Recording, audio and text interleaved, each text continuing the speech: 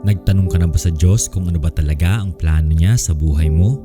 Naramdaman mo na ba na parang naliligaw ka? Hindi mo alam kung saan ka pupunta. Hindi mo alam kung ano ang susunod na mangyayari. Ngayon, pakinggan natin ang isa sa pinakamagandang pangako ng Diyos sa buong Biblia at hayaan nating palakasin nito ang iyong puso ngayon. Pakinggan natin ang Jeremiah 29:11. Sapagkat alam ko ang mga plano na meron ako para sa inyo, sabi ng Panginoon.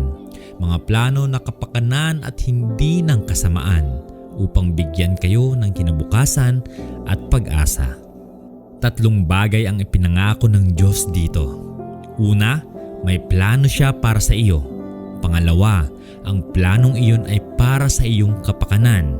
At pangatlo, ang planong iyon ay nagbibigay sa iyo ng kinabukasan at pag-asa. Hindi ito isang pangako lang kundi tatlo para sa iyo. Alam mo ba ang konteksto ng talatang ito? Sinulat ito ni Jeremias para sa mga Israelita na nasa pagkabihag sa Babylonia. Nawala ang kanilang tahanan, nawala ang kanilang kalayaan. Pakiramdam nila ay tapos na ang lahat. Wala nang kinabukasan. At sa gitna ng lahat ng iyon, nagsalita ang Diyos. At sinabi niya, may plano ako para sa inyo, mga plano ng pag-asa, mga plano ng kinabukasan. Kung kaya niyang sabihin iyon sa mga taong nasa pinakamadilim na panahon ng kanilang buhay, kaya rin niyang sabihin iyon sa iyo ngayon. Baka ngayon ay pakiramdam mo ay naliligaw ka. Baka may desisyon kang ginawa na pinagsisisihan mo. Baka may mga bagay na nangyari sa iyong buhay na pakiramdam mo ay nawasak na ang lahat ng plano mo para sa sarili mo. Pero pakinggan mo ito. Ang mga plano ng Diyos para sa iyo ay hindi nasira ng iyong mga pagkakamali. Hindi nasira ng iyong mga kabiguan. Hindi nasira ng mga desisyon ng ibang tao na nakasakit sa iyo. Ang mga plano ng Diyos para sa iyo ay matatag, hindi natitinag at puno ng pag-asa. At ang pinakamagandang parte, sinabi ng Diyos na alam niya ang mga planong iyon.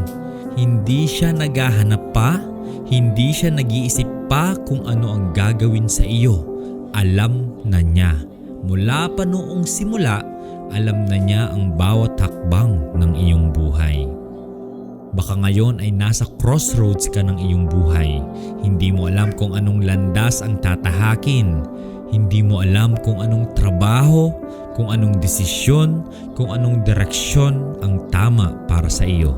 Huwag kang matakot sa hindi mo alam, sapagkat ang Diyos ay alam ang lahat.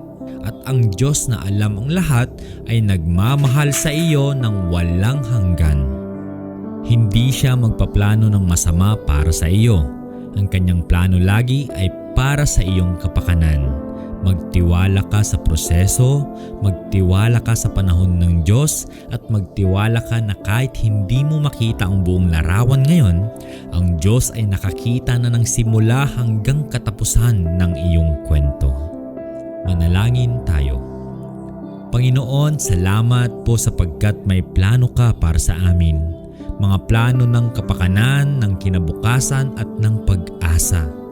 Ngayon, pinipili naming magtiwala sa iyo kahit hindi namin makita ang buong landas.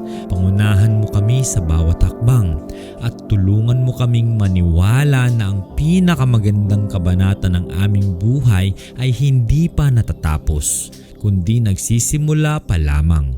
Sa pangalan ni Jesus, Amen. Tandaan, may plano ang Diyos para sa iyo. Mga plano ng pag-asa, mga plano ng magandang kinabukasan. Huwag kang sumuko. I-share mo ang video na ito sa isang taong nangangailangan ng pag-asa ngayon. Mag-subscribe sa Voice of Hope, bagong Bible Meditation tuwing Lunes, Miyerkules at Biyernes. Hanggang sa muli, mahal kayo ng Diyos.